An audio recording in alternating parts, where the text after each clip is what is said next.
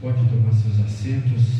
Quero saudar a igreja com a paz do Senhor Jesus. Amém. Glória a Deus, motivo de muita alegria de estar na casa de Deus, de estar adorando a Deus, né? Que esse é o intuito do culto. Palavra maravilhosa, nosso pastor Alessandro trouxe aqui sobre Romanos capítulo 2, porque se nós pararmos para nós entendermos que o julgamento só é dado a Deus, mas a Bíblia também manda julgar segundo as Escrituras, mas julgar segundo a Bíblia, não o nosso julgamento humano, porque se eu olhar para qualquer pessoa, eu vou achar falha naquela pessoa. A mesma coisa, se aquela pessoa olhar para mim, ela vai achar falha em mim, porque depois que Adão e Eva pecou, todos nós ficamos destituídos da glória de Deus. Romanos capítulo 3, versículo 23, fala que o salário do pecado é a morte, mas o dom gratuito de Deus é a vida eterna. Aleluia, glória a Deus. Abra comigo a sua Bíblia. Hoje é um culto de doutrina, tá? Por isso as oportunidades foram poucas, mas hoje é um culto, muitas igrejas entendem assim também a nossa, como culto de ensinamento, culto de doutrina. A Bíblia vai falar culto de ensinamento, culto de sã doutrina, né? Tito vai usar muito essa palavra, Timóteo vai usar muito essa palavra nas suas cartas pastorais, e também o apóstolo Paulo, a qual ele estabeleceu os fundamentos da igreja. Livro de Mateus, capítulo de número 6. Vamos fazer uma breve reflexão, porque Deus já está falando desde quando foi aberto o culto, pelos hinos da harpa, pela palavra lida na leitura oficial. Eu não queria fugir desse propósito. Mateus capítulo 6, a partir do versículo 1. Eu vou fazer a leitura até o versículo de número 6, para que possamos entender. Também quero salientar que essa palavra o Senhor me deu devido esse mês para cá ser um mês muito corrido, e eu venho para o culto, às vezes eu venho do trabalho, às vezes não, às vezes dá tempo em casa, às vezes não dá, mas sempre eu quero estar na obra de Deus. E Deus, ele tem falado muito sobre oração, sobre comunhão, sobre o culto, né? E aí o Senhor colocou no meu coração essa palavra e ficou enraizada, sabe? Ficou falando comigo desde a semana passada. E eu perguntava para o Senhor, e aí hoje o Senhor trouxe pastor aqui, o pastor falando aí, confirmou também. Amém? Eu vou fazer a leitura. Continuação do sermão da montanha. Guardai-vos de fazer as vossas esmolas diante dos homens, para ser visto por eles. Aliás, não tereis galardão junto de vosso Pai, que está nos céus. Quando, pois, deres esmola, não faça tocar trombeta diante de ti, como fazem os hipócritas nas sinagogas e nas ruas, para serem glorificados pelos homens. Em verdade vos digo que já receberam o seu galardão. Mas quando tu deres esmola, não saiba a tua mão esquerda o que faz a direita, para que a tua esmola seja dada ocultamente a teu Pai, que vê em secreto. Grave essa palavra, secreto. Te recompensará publicamente. E quando orares, não sejas como os hipócritas, pois se comprazem em orar em pé nas sinagogas e nas esquinas e nas ruas, para ser vistos pelos homens. Em verdade vos digo que já recebeu o seu galardão. Mas tu, quando aposento e fechando a tua porta, ora a teu Pai que vê em secreto, e o teu Pai que vê em secreto te recompensará. Aleluia. Aleluia, glória a Deus. Meus irmãos, a gente sabe que os dias são maus, são dias difíceis, são dias trabalhosos. Paulo fala que naquele tempo, Paulo falava para os irmãos da igreja de Filipos, e ele falou no capítulo 3, versículo 1: irmãos, eu não canso de falar a mesma coisa, que é para conhecimento vosso. Aí algumas Bíblias vai dizer, como a nossa Bíblia, João Ferreira de Almeida, vai dizer: irmão, eu não canso de exortar as mesmas coisas, para conhecimento. Ou seja, nós estamos nos dias que automaticamente é o dia que Deus pode vir arrebatar a sua igreja. Porém, muitos não estão dando mais crédito, muitos não estão mais acreditando na palavra de Deus.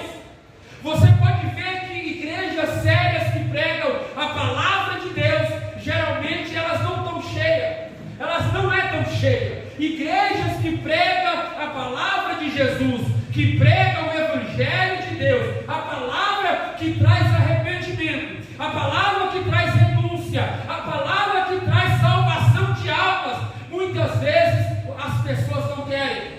As pessoas querem o Evangelho mamão com açúcar, aonde ela pode se camuflar no seu egocentrismo, aonde ela pode ficar à vontade sem que Deus não toque no espírito dela. Entenda uma coisa: naqueles dias também não foi diferente.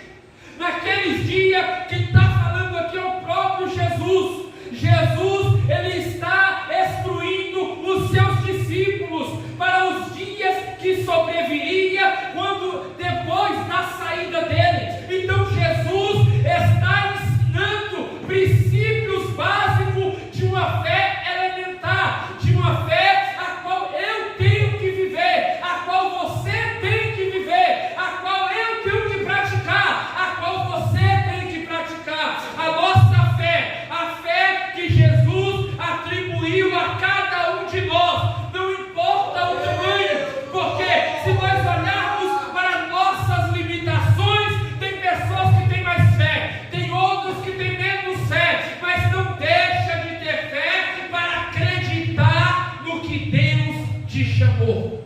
Aleluia. Aleluia, glória a Deus. Glória a Deus. Aleluia. Quando nós olhamos para essas palavras e Jesus ele está ensinando, é interessante nós observarmos que Jesus está falando sobre princípios. Depois ele começa a falar sobre conduta. Depois ele fala sobre oração. É interessante isso, porque princípios não se quebram. Glória a Deus. Conduta não existe 3, 4, existe uma só conduta. Verdade. Por isso que o próprio Jesus em Mateus 3:8, ele vem pregando, e ele não vem pregando a mensagem de mamão com açúcar. Ele vem pregando: arrependei-vos que é chegado o reino dos céus. E quando não, ele fala: arrependei-vos e produzi, pois, frutos dignos de arrependimento. O arrependimento não salva ninguém, porque a salvação é pela graça, mas o arrependimento faz com que em mim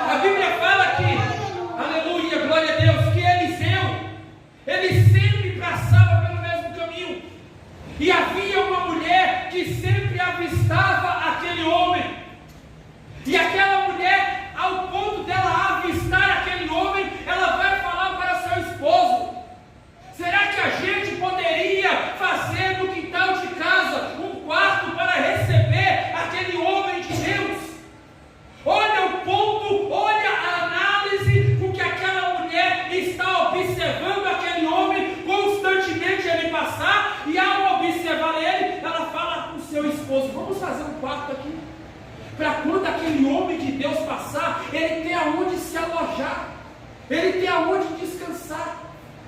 A conduta do varão e da varoa não pode mudar. A conduta do varão e da varoa não pode mudar.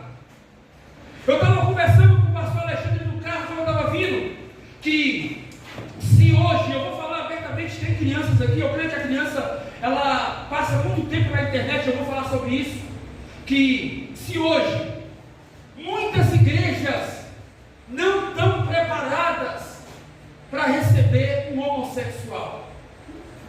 Se chegar um homossexual com cabelo, com roupa de mulher, com seios, sem o órgão genital, a qual todos nós sabemos, se ele chegar com uma deformação da voz, tem igrejas que não conseguem lidar com essa situação. Já vai entrar uma homofobia,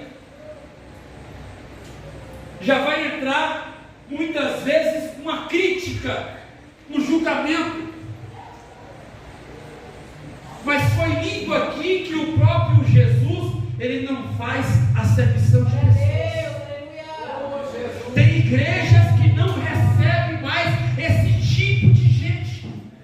Tem igrejas que fecharam as portas para esse tipo de pessoa. Tem igrejas que não recebem mais essas pessoas, sabendo que a igreja é de Jesus. Aleluia. Sabendo que nós iremos prestar conta para o dono daquele que nos alistou. Eu falei com o pastor Alexandre, e eu vou falar para toda a igreja: nós somos um exército, mas esse exército é o que mata mais os que estão dentro do que os que estão fora. É o exército que mata mais quem está dentro do que quem está fora. O nosso exército, estou falando o nosso exército, olhando para os judeus, que foi o que o pastor leu, e eu não vou fugir disso, porque eu entendo que o Espírito Santo está me direcionando. Quando Jesus foi preso, Jesus está na corte real. Pôncio Pilatos está procurando uma saída para tirar Jesus daquela situação. Mas era necessário, porque todos os fariseus, os judeus, automaticamente já tinha levantado contra Jesus falsas testemunhas, para que Jesus fosse preso e assim sendo julgado. Mas só que Pôncio Pilatos, ele não estava indo pelo que os fariseus diziam, ou pelo que o povo falava. Ele tinha que seguir a lei. Então, se ele seguisse a lei, realmente Jesus tinha que ser preso. Mas só que Jesus, automaticamente, além de ser esbofeteado, além de tomar 40 quarentenas de açoites, depois de Jesus passar por várias provações, Jesus leva entre a escadaria da entrada e a escadaria da saída, aonde o povo ficava lá embaixo e Jesus ficava aqui em cima. A Bíblia fala que uma semana antes a esposa de Pilatos teve um sonho, e esse sonho foi que aquele homem era um homem inocente. Mas Pilatos, ouvindo aquele sonho, ele não deu crédito àquele sonho. Ele continuou a preparar conforme a lei mandava, tinha que sentenciar e julgar. Entendendo isso, naquele exato momento está Jesus à esquerda e Barrabás à direita. O que eu entendo é que quando o povo ele olha para Jesus, automaticamente Pôncio Pilatos ele fala: quem devemos soltar na Páscoa? Jesus, o rei dos judeus, ou Barrabás, ladrão e salteador? A multidão se aglomera e olha para a esquerda e olha para a direita, mas a multidão não simplesmente olhou para Barrabás como um criminoso. A multidão olhou para Barrabás como um santo, como aquele que tinha que ser tirado, mas olhou para Jesus apontando: é esse aí, é Jesus, é esse que tem que ser crucificado. A multidão aglomerou de tal forma que eles gritavam: solta Barrabás!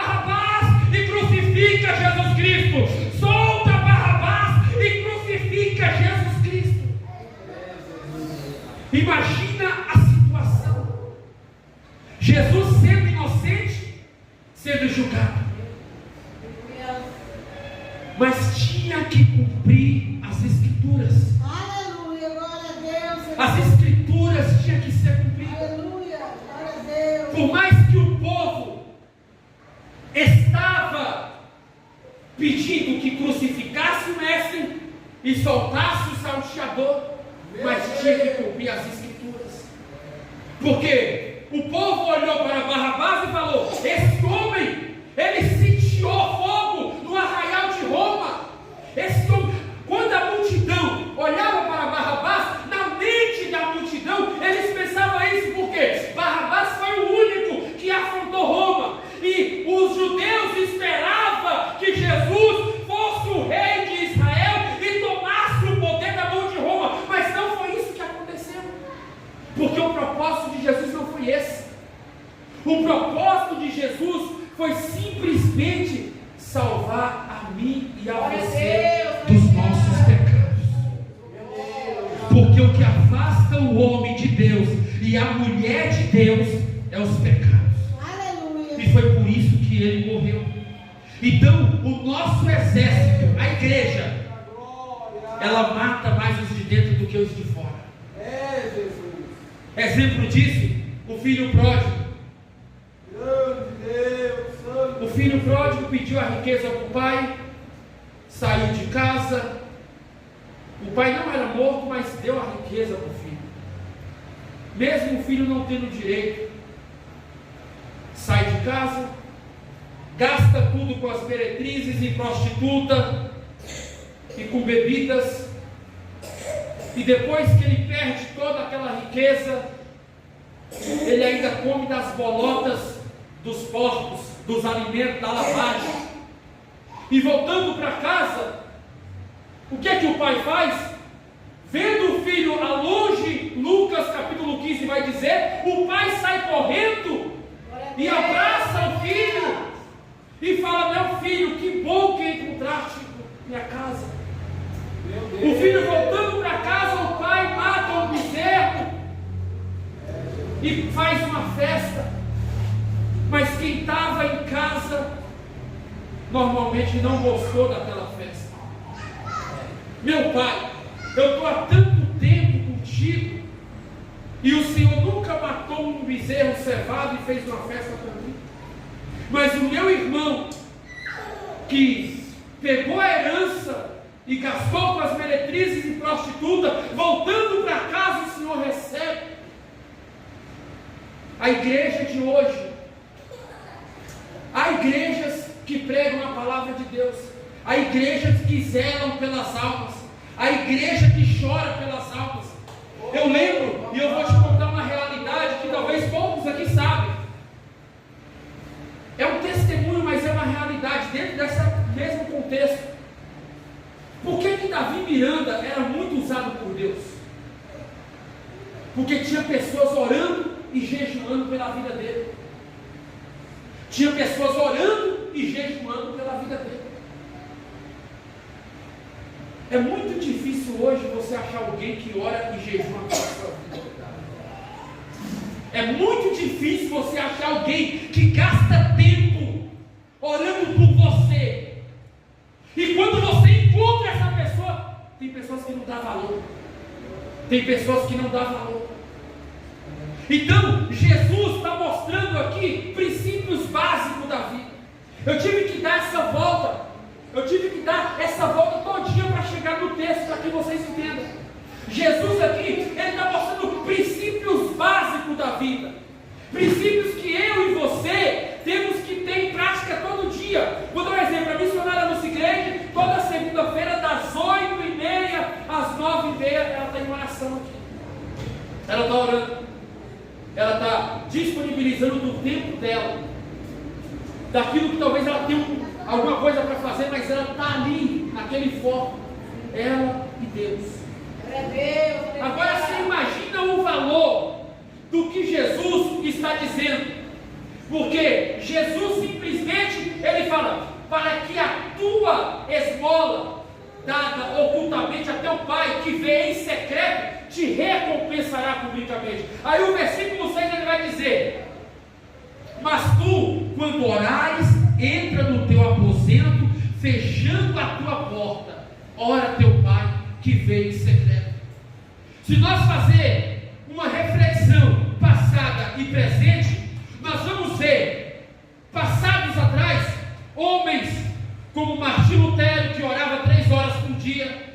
Nós vamos pegar John Knox, homens que gastavam 6 horas de oração, homens que gastavam 8 horas para orar, buscando a Deus. Martin Lloyd Jones, ele falava que ele deixou de trabalhar para estar na obra de Deus, e ele gastava 8 horas do seu dia orando, clamando, e ele falava: enquanto Deus não fazer, eu não paro de orar, e se Ele fazer, eu vou dobrar a minha oração. O que eu quero te dizer é que a oração está ficando escassa em muitas igrejas. A oração, ela está ficando esquecida em muitas igrejas. É por isso que nós estamos vendo que às vezes, olha para os dias de hoje, o carnaval está chegando aí, tem muito crente que está indo para o carnaval. Você acha certo isso? Tem muito crente que está indo para o carnaval. Carnaval é lugar de crente? Será que é o fim do mundo ou não é? Eu vi um vídeo ontem, o grupo X, eu não vou citar nome de denominação porque estava falando lá no final. O grupo X está evangelizando no carnaval.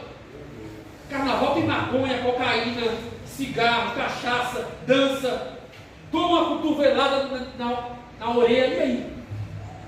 Como é que eu estou evangelizando alguém embriagado? Que o carnaval é lugar de perdição, é festa da carne. Como é que eu estou evangelizando no carnaval? Eu já falo para os irmãos, não evangelize à noite, é melhor de dia. Jesus falou, vamos trabalhar de dia, porque vem à noite e ninguém pode trabalhar. Mas eu vou trabalhar no carnaval, onde não é lugar para crente. Irmãos, os últimos dias da igreja na terra, Jesus falou que haveria sinais. Sinais, e como seriam esses sinais? Os sinais seriam evidentes, os sinais seriam grandiosos, aonde muitos perderiam o primeiro amor. Esse era um dos sinais evidentes da igreja na terra. Muitos perderiam o primeiro amor. Meu Deus, é verdade. Hoje eu fiz uma pesquisa e eu vou falar para a igreja. Essa pesquisa foi sobre celular. Sabe quantas horas o brasileiro passa no celular? 8 horas de relógio. 8 horas contado. O brasileiro passa no celular. 8 horas. Praticamente uma jornada de trabalho. Se você fazer a conta 220, é um mês fechado. 8 horas trabalhadas. Uma jornada de trabalho, o brasileiro passa no celular. A minha tristeza maior, sabe o que é? É que às vezes, irmãos, os últimos dias da igreja é onde nós iríamos trabalhar mais. Meu Deus. É onde nós iríamos trabalhar mais. Eu não estou falando aqui, não é porque há irmãos que crê, não, vai ficar para a grande tribulação, porque agora surgiu o pós-tribulacionista, eu vou ficar para a grande tribulação, a grande tribulação vai vir, nós já estamos passando por dificuldade, irmão. Será que isso é pouco? Será que a conta de luz que você paga, a conta de água que você paga, o café que você paga, o salário que você recebe, será que não é evidência de que as coisas não estão boas? Será que não dá para raciocinar? Você compra um bem, mas você não sabe se daqui a 5 anos aquele bem vai ser seu. Você não sabe. Porque se entrar um presidente louco, ele pode aumentar os preços. E dependendo do bem que você tem, um carro, uma casa, uma mansão, você não consegue manter.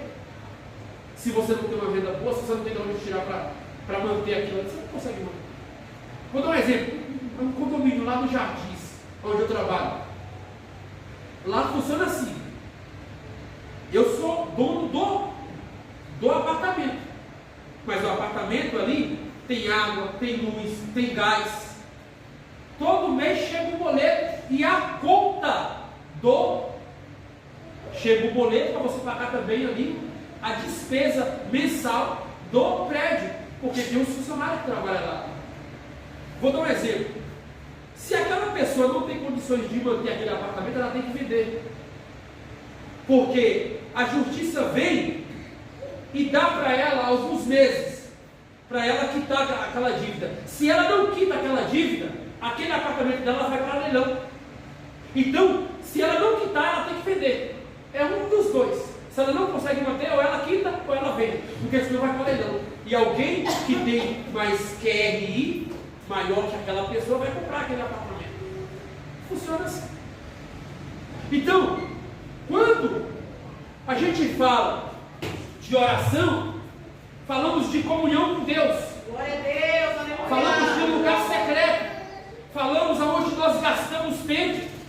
Por que que muitos irmãos do passado, se nós pegarmos dois pioneiros, que é os da Assembleia de Deus, como da Gunnar Wing e Daniel Berg, através de uma visão que eles teve, eles vêm para Belém do Pará, sem ter nem aonde dormir, nem aonde comer, crendo na revelação que Deus deu, porque eram homens de oração. Glória a Deus, aleluia. Mas eu não quero ficar no passado, eu quero trazer para o hoje. O hoje, o que nós temos feito hoje para que a igreja de Jesus Cristo seja glorificada através da minha e da sua vida? O que nós temos feito hoje para que o nome do Senhor seja glorificado? Deus, aleluia. Porque Jesus, ele foi um exemplo, ele deixou o exemplo, mas ele também deixou discípulos, aonde um foi passando para o outro e assim nós vamos aprender. E hoje nós temos o Espírito Santo que habita na minha e na sua vida. Aleluia. E é o Espírito Santo que dá força. Porque a Bíblia fala que nós não sabemos orar. A Bíblia fala que nós não sabemos orar, mas o Espírito Santo, ele intercede por nós com gemidos inexprimíveis. Não pensa você que você sabe cantar, que você sabe pregar, que você sabe fazer e acontece que você não faz nada. Se o Espírito Santo não estiver na sua vida, Aleluia. você não faz nada. Verdade, Jesus. Glória. Ainda puxando um pouco da história, nós vamos ver que existiu uma mulher chamada Susana Wesley, a mãe de John Wesley. Essa mulher, ela orou tanto pelos seus filhos, até que seus filhos veio a se converter, até que seu filho veio a estar na presença de Deus. E às vezes eu vejo, meu pastor, como muitos às vezes murmuram. Se ora 2 horas, murmura. Se ora 10 minutos, murmura. Se ora 15 minutos, murmura. Que oração nós estamos apresentando a Deus? Deus, aleluia. O que nós estamos apresentando para Deus? Essa semana toda foi falado sobre isso. O culto de domingo, o culto de sábado, o culto de sexta. Foi falado sobre Ana. Foi falado sobre Moisés. Foi falado sobre Elias. E eu fiquei analisando que sempre tocava em oração. Sempre tocava em oração. Aleluia, glória a Deus, Senhor. A verdade é, será que nós só vemos orar na igreja? A gente só ora quando está na igreja. Porque orar quando está na igreja é fácil. Mas fechar a porta do quarto e orar em secreto, irmão, a recompensa é maior, mas é difícil. Porque a nossa luta não é contra a carne e sangue, é contra Satanás. Mas existe outra luta que ainda é maior, é contra a carne. Nós temos que vencer a carne. Se nós não vencermos a carne, nós não oramos. Aleluia. A nossa batalha ainda é contra Satanás, mas ainda é contra isso aqui, ó. Porque o desejo da carne fala muitas vezes mais alto. O desejo da carne, muitas vezes fala, hoje eu não vou para o culto. Hoje quem é que vai pregar? Se fosse crente, eu não vou para o culto, é esse crente que vai pregar. Ele prega baixo, eu não vou para o culto. A carne. É a carne que às vezes não deixa você ver. Mas se você falar, Senhor, eu quero estar naquele culto, Deus me dê força, em nome de Jesus, eu quero estar na sua presença, Senhor. Oh Pai, o Senhor conhece o meu coração, a minha carne não quer, mas o meu espírito quer. Eu falo para você, sem medo de errar, Deus te dá força. Deus te dá força, Deus cria a situação. Deus cria a situação. Quantas vezes eu cheguei a mandar mensagem para a irmã da igreja e falei, irmã, hoje eu não vou conseguir estar aí. E de repente Deus mudar a situação e falar, pai, o Senhor sabe que eu queria estar lá, Senhor. E aí acontece uma reviravolta hoje e não vai precisar mais não, como já aconteceu várias vezes, aí não sabe. E aí eu chegar e vir para o culto, até em casa e voltar para o culto ainda. Glória a Deus, aleluia. Então Deus, ele sonda nosso coração, igreja. Deus, ele sabe a intenção do meu e do seu coração.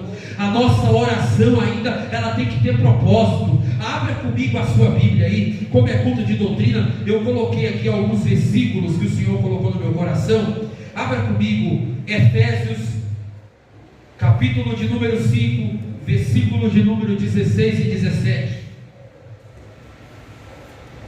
Aleluia, glória a Deus.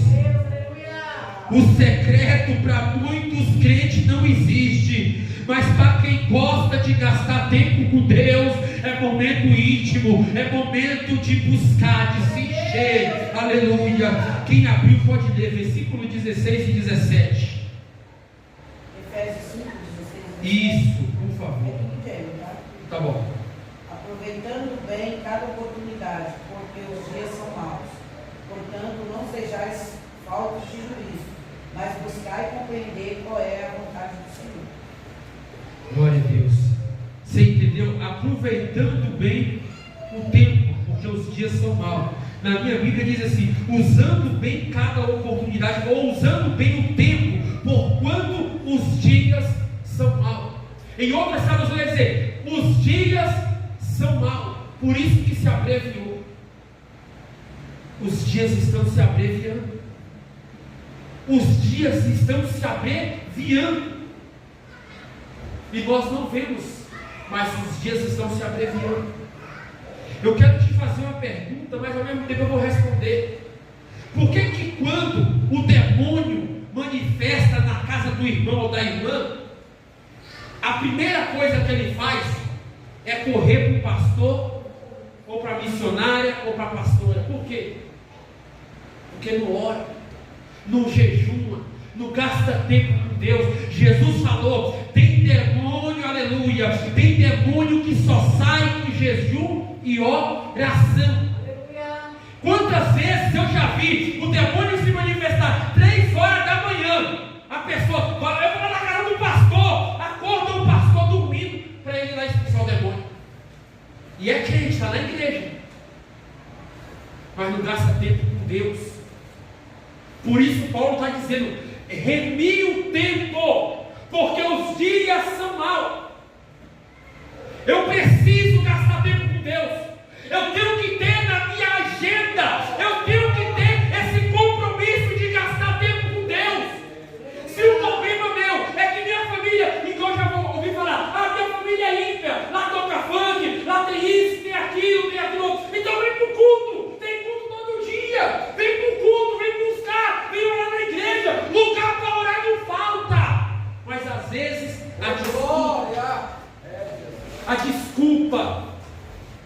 a desculpa é tanta que prefere não vir para o culto, que prefere não estar na presença de Deus. Eu falo para os irmãos sem medo de errar, sem medo de errar. Nós estamos lutando mais nesse século do que no tempo da igreja primitiva. Porque no tempo da igreja primitiva tinha só impérios. Mas quando os impérios foram destituídos, a igreja avançou. Mesmo um morrendo pela palavra, outros sendo decapitados, como Pedro, e outros sendo mortos pela palavra. A igreja hoje, no Brasil, ela tem livre acesso de pregar a palavra de Deus. A igreja hoje no Brasil, se você for ver, muitos crentes vão para o monte, vai buscar. Eu não sou contra que vai para o monte, porque se ele quer buscar, se ele quer se encher, isso é maravilhoso, isso é gostoso. Agora, uma coisa é eu esquecer do compromisso com Deus na casa de oração e deixar a casa de oração vai para o monte. Aí eu já não concordo. Eu vou deixar o dia de culto da igreja para estar no monte, batendo cartão. Aí eu já não concordo. Porque se você não obedece quem você vê, como você vai obedecer quem você não vê? Aí eu quero vencer as batalhas. Como que vai vencer as batalhas? A Bíblia fala que Josué, depois dele enfrentar a primeira guerra, capítulo 7, Josué enfrenta a segunda guerra com o povo estranho que adorava deuses pagãos, como Astarote e entre outros deuses como os Baal. Só que depois da primeira guerra anterior que eles tinham vencido, Deus tinha falado: ó, você vai ganhar aquela batalha, mas entende uma coisa, eu não quero que você traga nada daquele povo, porque tudo deles é consagrado. Está escrito no capítulo 6 de Josué. Só que quem está no meio da guerra? Acã também estava na batalha. No capítulo 7 houve uma ocorrência de outra guerra, a qual Josué ia enfrentar. Então entenda isso aqui para que você compreenda, porque isso aqui é muito sério isso aqui. Quando ele vai enfrentar aquela batalha, a Bíblia fala que eles perdem a batalha. Eles não conseguem vencer a batalha. Mas por que eles não conseguem vencer? Então eles voltam e eles ficam sem entender, principalmente Josué, que estava liderando aquele povo. Ele fala: Senhor, eu não venci a batalha, Senhor. Eu não venci aquela guerra, porque estava tudo certo para que ele vencesse aquela guerra. Só que ele não venceu. Aí ele volta para falar com Deus. Aí Deus mostra que dentro do arraial, dentro da tenda da congregação, havia um homem chamado Acã, que tinha pegado a capa babilônica e os utensílios da última guerra, que não era para pegar. E ele procurava, até que achou esse Acã. E aí a sentença foi justa. Deus mandou matar Acã, mandou tirar aquele inimigo do meio do povo, porque Acã tinha roubado as coisas que não era para roubar, e trouxe para onde? Para dentro da casa de Deus, para dentro do arraial de Deus. Então Deus falou: tem pecado na casa. Aí Deus manda tirar Acã, e aí a sepultura já é aberta, porque a cobrança veio. Entenda uma coisa: trabalhar na obra de Deus é gostoso, fazer a vontade de Deus é gostoso, mas uma coisa é quando Deus te chama, te capacita, te dá graça, te dá unção, e você fica rejeitando o propósito de Deus na sua vida. Porque, abra comigo aí a sua Bíblia, quem puder, abra comigo, Marcos capítulo 14, versículo de número 32 e 37. Olha como que funciona as coisas. Capítulo 14, do 32 ao 37. Eu não quero ser exaustivo. Glória a Deus. Amém. Pode ler, missionário. Então caminharam para um lugar chamado Getsêmani, e tendo chegado, solicitou Jesus aos discípulos: assentai-vos aqui enquanto eu vou orar. Pode continuar. E levou consigo a Pedro, Tiago e João, e começou a sentir grande temor e profunda angústia. E compartilhou com eles: minha alma está extremamente triste, até a morte. Ficais, pois, aqui e vigiai. Caminhou um pouco mais diante, e prostrando-se orava para que, se possível, aquela hora fosse afastada dele. E rogava: Abba, Pai, todas as coisas são possíveis para ti. Afasta de mim este cálice, todavia não seja o que eu desejo, mas sim o que tu queres. Glória a Deus, aleluia. Irmãos, Getsêmani era um jardim onde Jesus tinha sempre por costume orar. Jesus leva sempre aqueles três, Tiago, Pedro e João. E Jesus está orando uma oração de angústia, porque a hora era chegada. Só que ele chama os três para orar também.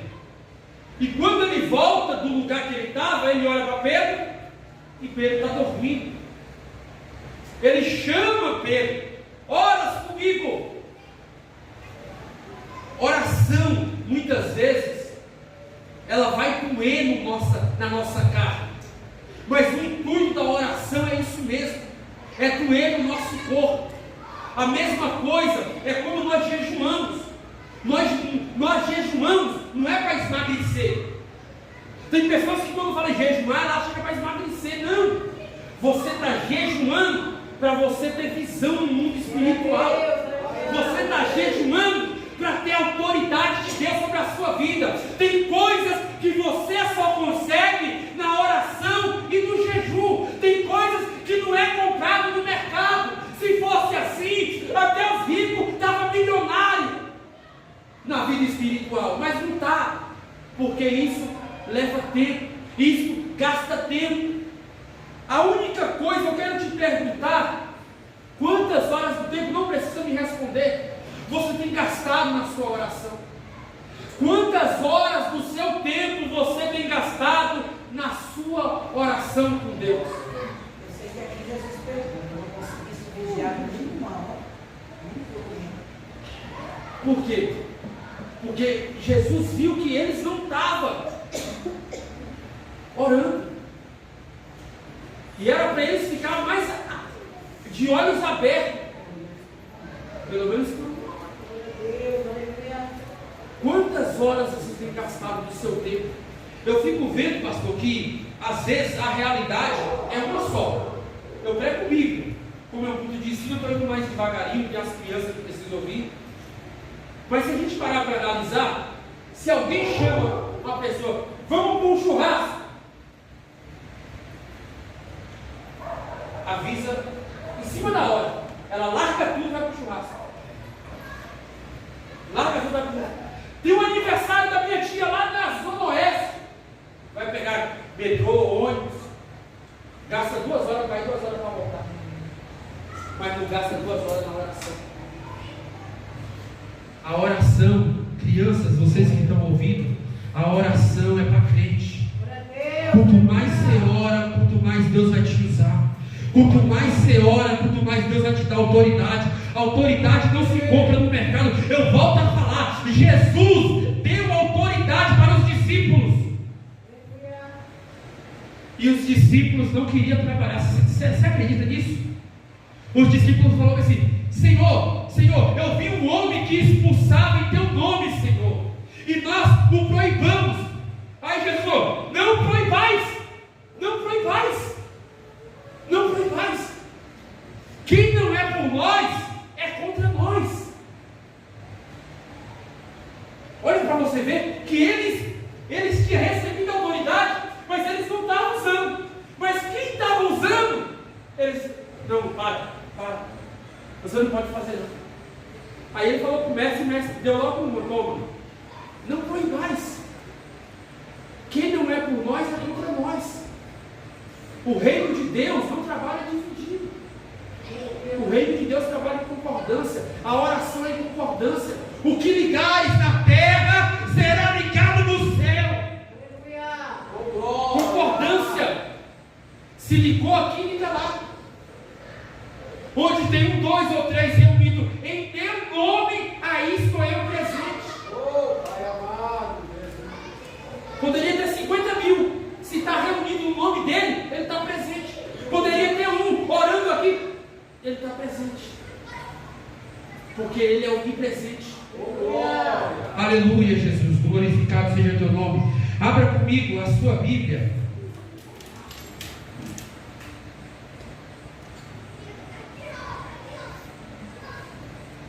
Abra comigo 2 Timóteo, capítulo 2, versículo 4. Quem abriu pode ler, por gentileza, para ganhar alguns tempos. Nenhum soldado em serviço se permite envolver no negócio da vida civil, porquanto seu objetivo é agradar aquele que o recrutou para a guerra. Paulo está falando aqui para um daqueles que ia seguir a caminhada depois dele, para Timóteo. Nenhum soldado em serviço se embaraça com negócios desta vida, a fim de agradar aquele que o alistou. O que é embaraço para a igreja? Quem pode me responder? O que é embaraço? Pode falar, irmãos. O que é embaraço? Essa coisa que impede, coisa que atrapalha, que enrosca. Se você estiver embaraçado, você não te necessita. Exatamente. É enroscado, é parado. E quando o crente ele fica embaraçado, ele consegue fazer a vontade de Deus? Está parado? Está explicado. O crente, quando ele se embaraça com as coisas dessa vida, ele não tem força para orar, ele não tem força para vir na casa do Senhor, porque ele está embaraçado. Então Paulo dá uma exposição falando que o soldado não deve se embaraçar com as coisas dessa vida. Aquele soldado que é alistrado para aquela obra, ele não pode se deixar se levar pelas coisas alheias. Ele não pode se deixar se dominar pelas essas coisas. Aí Tiago 4,7 vai dizer: sujeitai-vos a Deus, resisti o diabo e ele fugirá de vós. O que tem de crente embaraçado não está no gibi. Tem muito crente embaraçado, irmãos. Tem muito crente que não deixa os maus costumes. Tem muito crente que não deixa as más companhias, como diz o Salmo 1. Tem muito crente que está embaraçado. Abra comigo a sua Bíblia. Vamos ver um exemplo aqui, um exemplo notório. Jesus, Mateus capítulo 4, versículo 1 e 2. Quem abriu pode ler, por gentileza. Jesus foi então conduzido pelo Espírito ao deserto para ser tentado pelo diabo. Depois de jejuar 40 dias e 40 noites teve fome. É interessante notar isso aqui, porque dentro desse texto está algo fundamental para a minha vida e para a sua vida. Depois de ser batizado, a Bíblia fala que Jesus foi conduzido ao deserto e ele estava como? Em jejum e oração. Porque não tem como ninguém ser levado pelo Espírito se não tiver em comunhão com Deus. Exemplo disso é o apóstolo João. Quando o anjo aparece para ele, ele caiu como morto, mas na realidade ele morreu.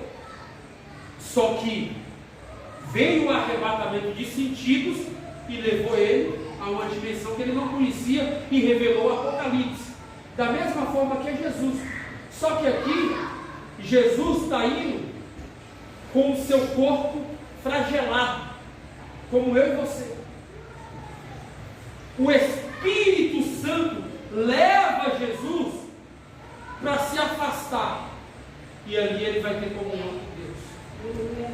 Só que, passando os 40 dias e os 40 noites, quem apareceu? O diabo, o capiroto. Quando fala de Satanás, não é Satanás que o pessoal fica usando aquelas máscaras, não é Satanás mesmo. Apareceu para o incitar. E o que me chama a atenção é que Jesus ele tinha um propósito. Antigamente eu lembro que os crentes mais antigos, eu não sei hoje, mas eu sei que muito crente ainda faz, era propósito por Deus.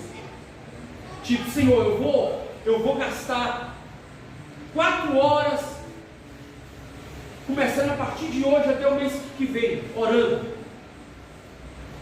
Mesmo ele sem força, Deus dava graça. Deus derramava graça. Deus enchia a vida daquele crente. Porque era um propósito, ele não queria quebrar. Podia estar chuva, podia estar sol. Ele estava lá. Agora eu faço a pergunta, será que eu e você estamos assim?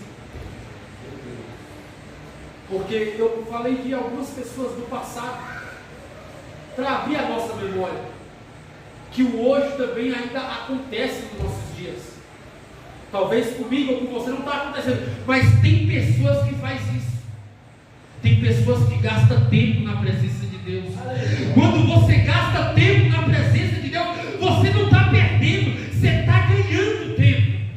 Você está ganhando mais, porque Deus, Ele te abençoa ainda mais. Eu falo às vezes para minha esposa, eu queria ter me convertido assim que eu nasci. Já nascido no berço evangélico. Que eu não precisava conhecer o mundo como eu conheci e ter que vir para a presença de Deus do jeito que foi. Porque a gente só dá valor quando a gente passa pelo problema. Quando o juízo bate na sua porta e fala, é esse o caminho, ou você vai para outro caminho que é sem volta. Aí a pessoa passa a dar valor. Desce de joelho, desce essa cultura. Exatamente. Então Deus é tão misericordioso que me deu a oportunidade. Hoje eu estou aqui. Vai fazer 11 anos que eu estou na presença de Deus. Graças a Deus nunca fui nem para a esquerda e nem para a direita. Continuo sempre no caminho, na presença do Senhor. Sempre fazendo a vontade de Deus e esperando o tempo de Deus, sem apressar os meus passos. Porque, igreja, eu falo para vocês novamente, os dias são maus. O que você está vendo hoje só é o começo. Quantos santos já foram esse ano que o próprio Deus já levou para morar mais uma rosa do seu jardim? Quantos santos o Senhor já levou? Só esse ano. Muitos, alguns famosos, outros nem tanto. Mas cada um tem sua recompensa, porque o nosso trabalho não é vão, Senhor. O que você faz aqui, Deus Ele paga bem pago. Ainda a recompensa melhor e maior é a salvação. E nós temos que buscar essa salvação, sabe por quê? Porque a porta é estreita e espaçoso é o caminho que conduz à perdição, e muitos vai procurar esse caminho, vai procurar essa porta, porque a porta espaçosa requer força. Muitos que queiram entrar na porta estreita vai ter que buscar com força, com garra, porque senão não é Deus. Amém? Glória a Deus. Agradeço a minha rica oportunidade. Essa era a mensagem que o Senhor colocou no meu coração.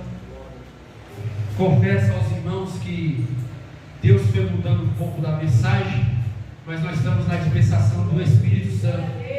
Eu fui bem didático para que todos entendam, inclusive as crianças, porque Deus tem trazido crianças para essa obra e as crianças é o futuro da igreja, né? Eu creio que cada um de nós temos a nossa recompensa a receber e futuramente Deus vai levantar outros, se assim Ele não vier e Ele não nos arrebatar essa noite, ou amanhã, ou daqui um mês, ou daqui um ano. Amém? Agradeço a minha rica oportunidade em